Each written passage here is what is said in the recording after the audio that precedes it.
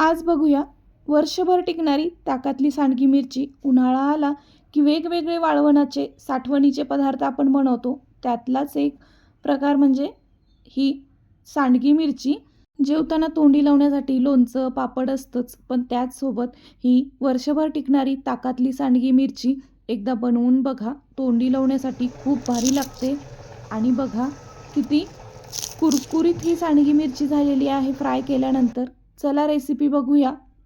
ताकातली सांडगी मिरची बनवण्यासाठी मी इथे अर्धा किलो मिरच्या घेतल्यात. कमी तिखट मिरच्या आहेत ह्या. स्वच्छ धुवून कपड्याने पुसून चांगल्या सुकवून घेतल्यात.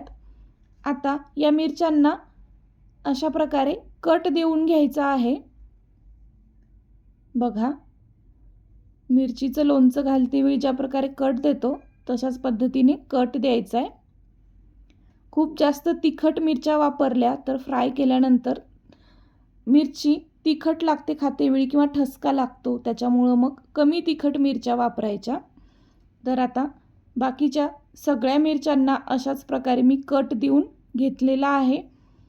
आता 1-2 चमचे जिरं थोडंसं भाजून घेतलं आहे आणि खलबत्त्यामध्ये घालून जिऱ्याची पावडर करायची. जास्त काही साहित्यसुद्धा लागत नाही ही सांडगी मिरची बनवण्यासाठी, पण एकदम भारी लागते वाळल्यानंतर फ्राय केली तर. तर आता जिरं चांगलं खलबत्त्यामध्ये कुटून घेतलं आहे. आता इथे मी अर्धा किलो मिरच्या घेतल्यात, तर त्याच्यासाठी मी इथे 1 लिटर ताक घेतलं आहे. मिरच्या ताकामध्ये चांगल्या बुडल्या पाहिजेत म्हणून ताकाचं प्रमाण जास्त घ्यायचं आणि ताक घेतेवेळी आंबट घ्यायचं आहे ताक. तर आता इथे 1 लिटर ताक एका मोठ्या भांड्यामध्ये मी टाकलं. त्याच्यामध्ये ही जिरा पावडर घातली. इथे मी 1 मूठभर मीठ घालत आहे. मोठं मीठ असेल खडा मीठ तर उत्तमच, पण नसेल तर हे साधं मीठसुद्धा घालू शकता. त्याच्यानंतर मी इथे 1 कैरी फोडी करून अशा पद्धतीने मोठ्या मोठ्या त्यात घालणार आहे. ताक खूप आंबट नसेल तर अशा प्रकारे 1 कैरी घातली तर ताकामध्ये कैरीचा आंबटपणा उतरतो. कैरीसुद्धा छान लागते वाळल्यानंतर. तर आता हे चांगलं मिक्स करून घेतलं आणि त्याच्यामध्ये आता या मिरच्या घालायच्या. मिरच्यांना कट व्यवस्थित दिला तर अगदी आतपर्यंत ताकाचा छान स्वाद येतो.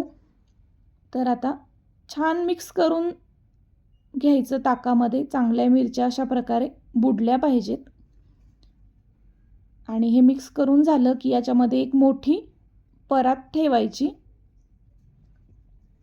मोठं भांडं घ्यायचं मिरच्या भिजवताना, म्हणजे परात अशा प्रकारे त्याच्यामध्ये बसली पाहिजे.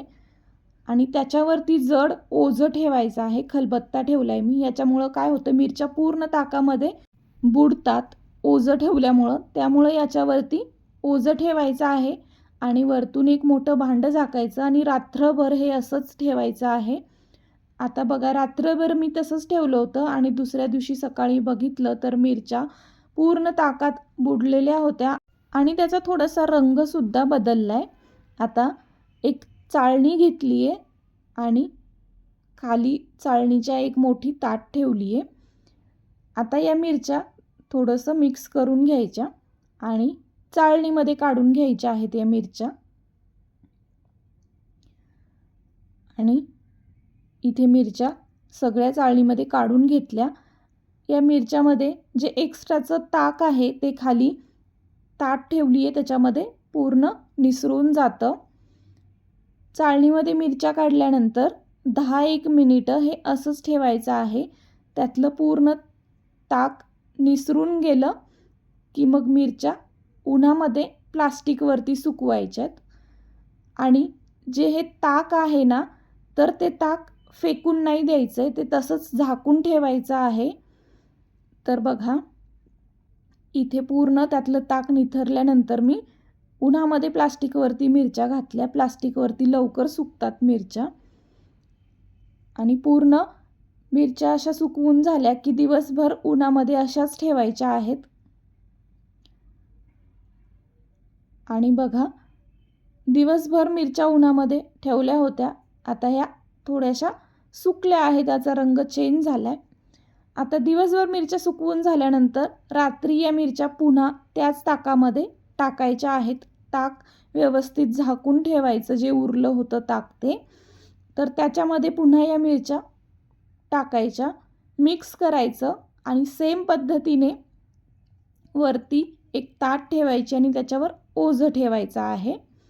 पुन्हा रात्रभर या मिरच्या अशाच पद्धतीने ताकात बुडवून ठेवायच्या आहेत आणि पुन्हा सकाळी मिरच्या एका चाळणीमध्ये काढायच्या, पुन्हा उन्हाला सुकवायच्या, परत रात्री ताकामध्ये भिजवायच्या आणि दुसऱ्या दिवशी परत चाळणीमध्ये काढून आणि उन्हाला घालायच्या. सेम पद्धतीने 2 दिवस ही प्रोसेस आपल्याला करायची आहे.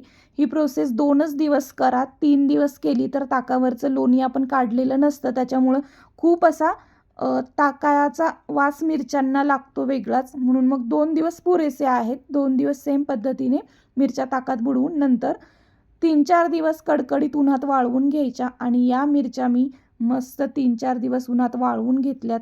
एकदम कडक वाळलेल्या आहेत मिरच्या आणि खूप भारी झालेल्या आहेत. आता तळूनसुद्धा बघूया. मिरची तेलात टाकल्यानंतर 1 मिनिटाच्या आत फ्राय होते. वाळल्यामुळं मस्त कडक झाली आहे ती आणि तळल्यानंतर छान कुरकुरीत खुसखुशीत ही मिरची होते. डाळ भाताबरोबर तोंडी लावण्यासाठी एकदम मस्त लागते ही सांडगी मिरची. वर्षभर टिकते आरामात, काहीही होत नाही. फक्त 2 दिवसाच्या वर मिरची ताकात भिजवू नका, नाहीतर मग ताकाचा खूप जास्त वास लागतो मिरच्यांना. आणि इथे या मिरच्या फ्राय करून झालेल्या आहेत. चला तर मग ही वर्षभर टिकणारी तोंडी लावण्यासाठी ताकातली सांडगी मिरची बनवून बघा. खूप टेस्टी होते ही मिरची आणि बघा काय कुरकुरीत झालेली आहे. चला तर मग ही ताकातली मिरची या उन्हाळ्याला वर्षभर साठवणीसाठी तुम्ही सुद्धा बनवून ठेवा. एकदम भारी लागते. व्हिडिओ आवडला तर व्हिडिओला लाईक आणि चॅनलला सबस्क्राईब करा.